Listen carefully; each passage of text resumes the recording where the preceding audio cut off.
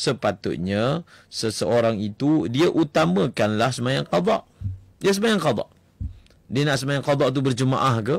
Dia nak sembahyang qada tu bersendirian ke? Contohnya orang sembahyang tarawih, dia niat sembahyang qada. Tak ada masalah. Dia terkadang seseorang itu mungkinlah dia bertanya soalan seperti ini kerana dia rasa ralat tak sembahyang tarawih bila tibanya Ramadan. Selalu kita sebutkan di rancangan ini, tidak perlu rasa ralat kerana kita tak sembahyang sunat.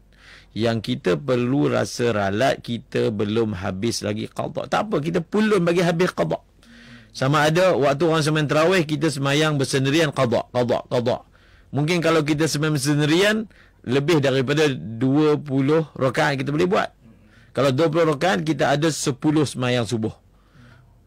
Tapi tarawih ni orang baca panjang.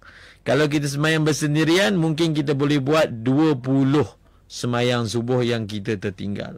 Gunakan masa itu untuk sembahyang qada. Ambil mood Ramadan. Mood Ramadan ni mood orang rajin sembahyang. Gunakan pulun sungguh-sungguh untuk habiskan puasa, untuk habiskan sembahyang qada kita, insya-Allah.